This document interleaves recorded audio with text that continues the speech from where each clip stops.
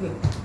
आज का अपना जो सवाल है उसमें अपन बेसिकली एक फंक्शन अपन माने हुए हैं basically F x is equal to function दिया हुआ है बेसिकली tan इनवर्स एक्स, ठीक है। F x is equal to tan inverse X. अब यहाँ पर अगर हम लोग देखेंगे तो एफ प्लस एक्स आपके पास आ जाएगा बेसिकली 1/1 प्लस एक्स स्क्वायर, ठीक है। तो अगर आप ए और बी पॉइंट के बीच में अगर आप लगाएंगे ना basically L M B T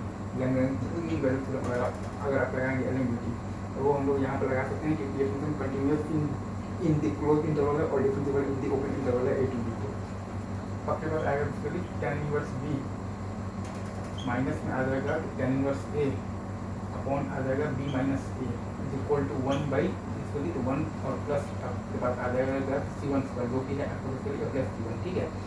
for some C1 belongs to A to B, ठीक है। तो अब आपका चूँकि C1 आपका ए से बी के बीच में है तो 1/1 प्लस C1 स्क्वायर आपका जो है वो आपका 1/1 प्लस बी स्क्वायर से 1/1 प्लस ए स्क्वायर के बीच में आएगा।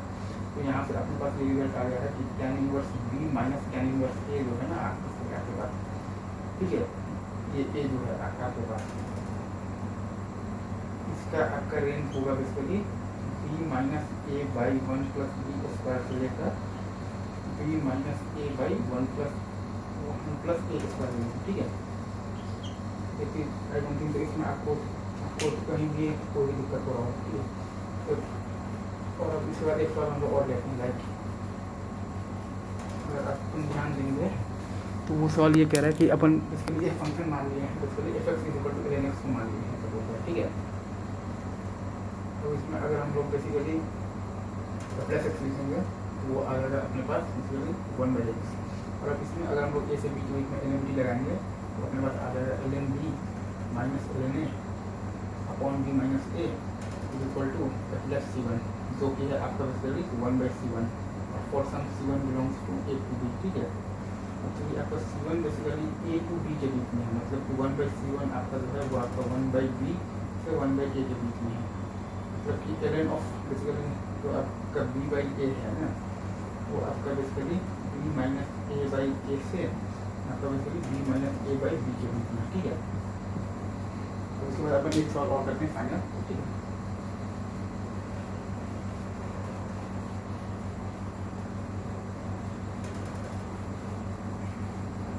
तो इसमें अपना ये कह रहा है बेसिकली कि हम लोगों ने ये किया है क्या कहते हैं ln x हो गया कि square root of the two basically जो कॉन्जुगेटिव इंटीजर है n और n+1, ठीक है।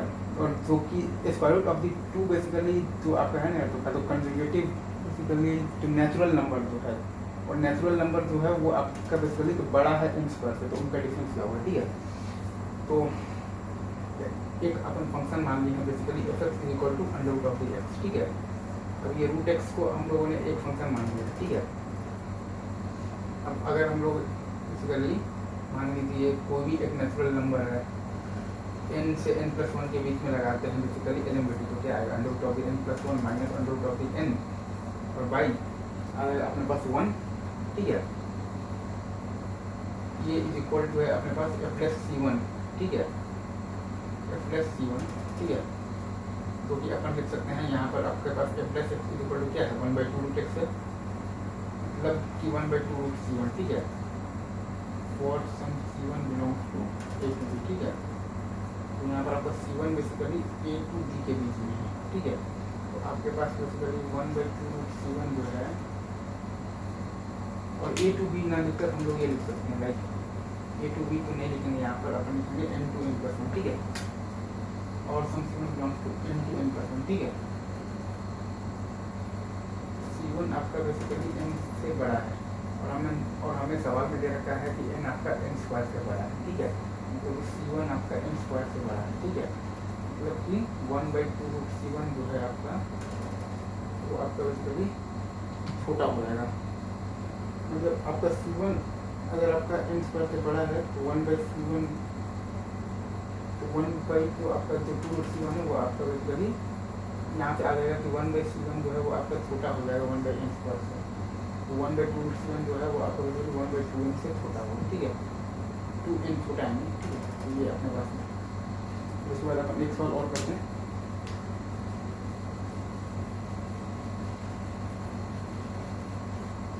लाइक हमें इन दोनों नंबर्स को करना है बेसिकली कंपेयर करना है कि इस बार पाई बड़ा है या फिर आपके पास बड़ा है बेसिकली पाई की बार तो अपन f x is equal to x power 1/x को एक फंक्शन मानेंगे, ठीक है। तो अपन जब प्लस एक्स निकालेंगे वो हमारा आता है x power 1/x into 1 minus ln x और अपॉन एक्स स्क्वायर। हम लोग ये देख रहे हैं कि एक्स जब आपका बेसिकली 0 to e के बीच में है तो ये फंक्शन आपका बेसिकली इंक्रीजिंग है एफ एक्स, और अगर एक्स आपका e टू इन्फिनिटी है तो ये फंक्शन आपका क्या है डिक्रीजिंग है, मतलब कि एफ ऑफ ई जो है वो आपका बड़ा है एफ ऑफ दी पाई से, ठीक है। मतलब कि e टू पावर 1/e आपका बड़ा है बेसिकली पाई टू पावर 1/पाई से। अब दोनों के ही आप एक्सपोनेंट में पाई ई से मल्टीप्लाई कर दीजिएगा तो e टू पावर पाई आपका बेसिकली बड़ा है बेसिकली पाई टू पावर से, ठीक है। ये वीडियो में बस हम लोग रखते हैं, यहीं तक रखते हैं, ठीक है। बाकी बात अपन करते हैं नेक्स्ट। All the best.